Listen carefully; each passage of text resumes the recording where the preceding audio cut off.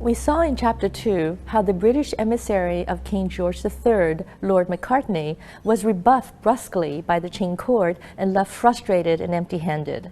China's subsequent encounters with the West would be much more violent and costly.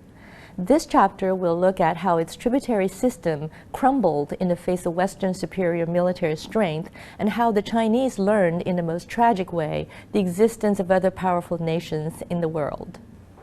In order to fully understand Chinese interaction with the West in the 19th century, we need to follow the path of opium, from its production to its consumption across the world.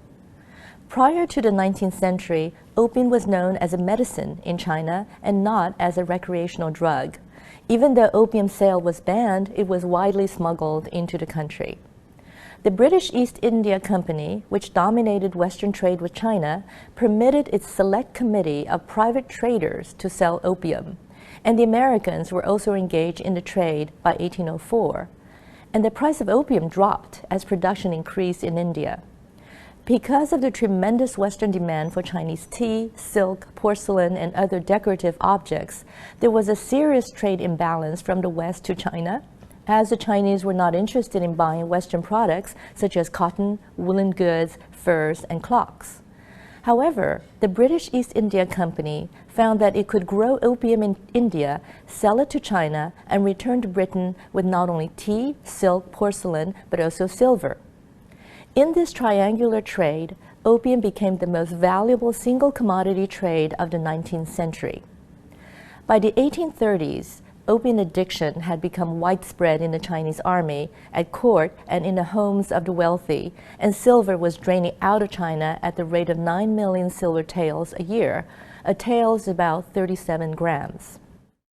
Deflation occurred, prices collapsed, peasants who paid taxes in metals suffered extreme hardship, and unrest abounded. The Emperor Daoguang held a debate on legalizing or banning opium and decided to ban the drug. As a result, in 1838, the Imperial Commissioner Lin Zhexu destroyed the opium stock at the port of Canton and placed the British merchants under arrest. The British responded with force, and the First Opium War from 1839 to 1842 ensued. The Qing lost soundly as its military preparation was no match for the British. In the Treaty of Nanjing, China ceded the island of Hong Kong to the British in perpetuity and paid a heavy fine. Over the next 6 decades, the United States, France, Britain, Germany, Russia, and Japan extracted more demands from China by either threatening or waging war, and the Qing capitulated again and again by negotiating a series of unequal treaties. China not only paid hundreds of millions of taels of silver and ceded its territories such as Korea, Hong Kong, Vietnam, and Taiwan, but lost control of the key elements of its commercial, social, and foreign policies. The Americans imposed the Treaty of Wangsha in 1844, obtained the most favored nation clause, and asserted extraterritoriality right for its citizens. From the point of view of the Chinese, no matter which nationality, all foreigners seemed to enjoy special privileges and to be above the law. Foreigners were able to sell opium, to live in specially designated areas under their own laws, and to preach Christianity. These treaties forever demolished the tributary system that formed the basis of China's foreign relations over thousands of years. While there were conservatives at court who were in denial about China's weakness, other intellectuals began to realize that China was in big trouble. Chen Dushou, the future founder of the Chinese Communist Party, wrote in his Anhui vernacular paper in 1904, 10 years ago, when I was home studying, all I knew was to eat and sleep. At most, in order to honor my family, I'd read a few essays and hope to bluff my way into a few degrees. Who knew what a country was and what it had to do with me? Then in 1895, I first heard of Japan and that it beat our China.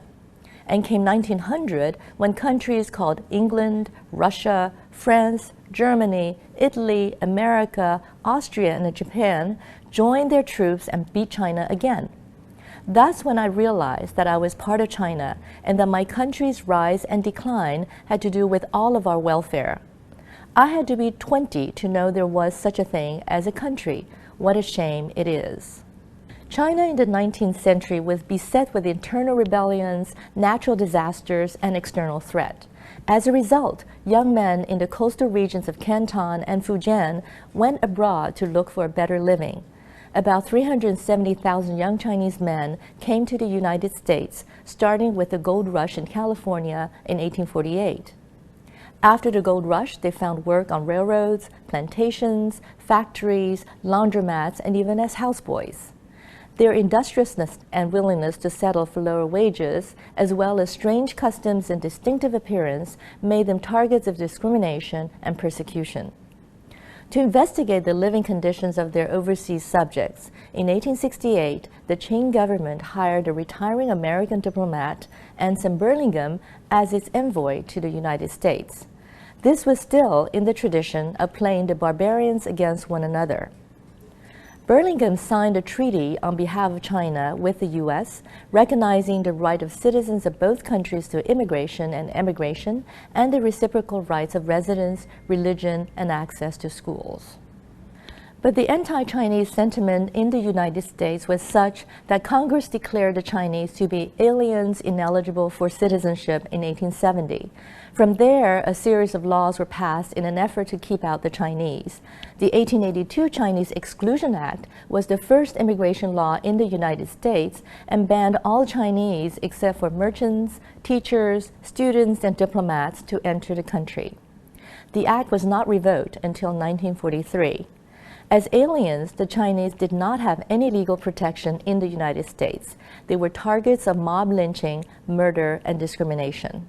News about their compatriots' mistreatment in America led to an anti-American boycott in China in 1905. The movement began in Shanghai and Canton and spread to over 20 cities and lasted for over a year. The Chinese translator of Uncle Tom's Cabin, Lin Shi, saw the American enslavement of African Americans as a warning of what could happen to China if it did not become stronger. Opium was the lucrative trade that drove the Western powers to use force to open up China. As China suffered the fate of a semi-colonial state as a result of Western imperialism, its citizens faced discrimination and persecution when searching for a better life abroad. The next chapter will examine its belated effort to modernize.